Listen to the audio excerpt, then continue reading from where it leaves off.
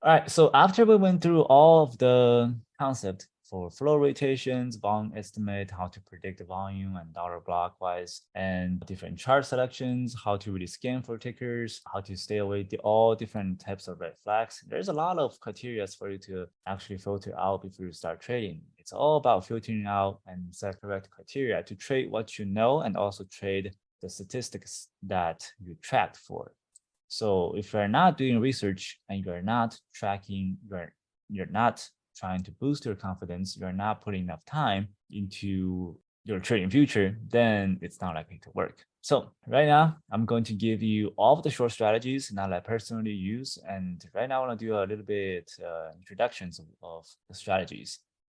So number one, it's pretty much all of the criteria are coming from all the statistics that I've been tracking in the last 7 to 8 years, and probably 3 years of historical statistics that I personally pulled out from years of data back in 2013 to 2015.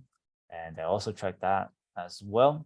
And as I said, there's different seasonalities for stocks, and the statistics are slowly changing. So you have to track your own statistics to know what is changing, and they only change slightly. All of the criteria doesn't change that fast. Probably change a little bit within 2 to 3 years.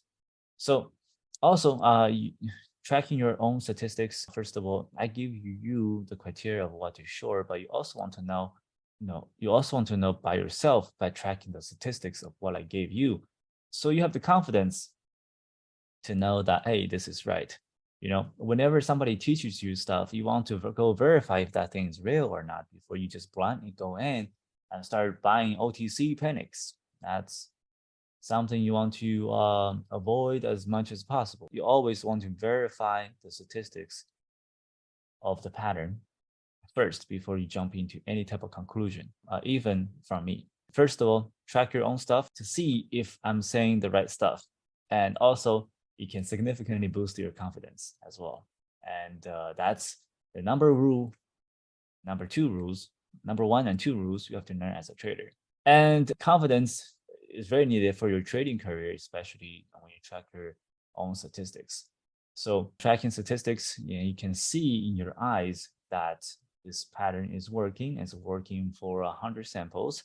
And it's working from because you have spent the work looking at the charts, watching the replay, and looking at the level twos, selecting different criteria, and you know from your heart that this thing is working. That confidence I cannot give you. I cannot teach you. It's all by yourself to learn, and it's a process for your journey. So you have to go through that. And if you don't track statistics and blindly following other people, first of all, you don't verify it, then I think it's pretty dumb.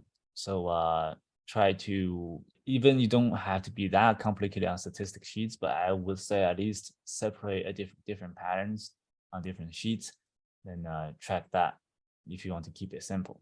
Then, as I said, the criteria is constantly changing, but they're not changing that big. They're only changing maybe slightly. I would say, let's say the criteria is 70% right now.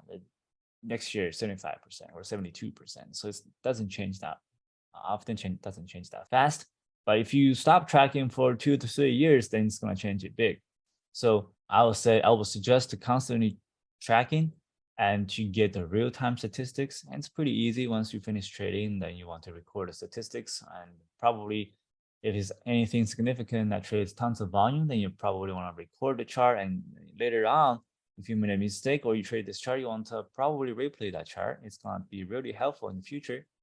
Last one is high winning percentage pattern doesn't mean winning all the time. I see a lot of people going all in plus leverage when the ticker has 85% winning percentage or 90% winning percentage.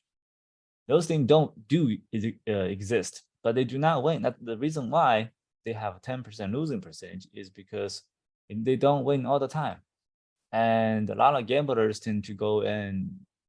I've seen my students that when they see a really profitable high winning percentage pattern, they just dump their entire account in and plus leverage. Now, sometimes you make a big play, but if you dump it on the wrong one, you just being unlucky hitting that 10%, and you don't have that risk management, and all of a sudden you just blew up your account.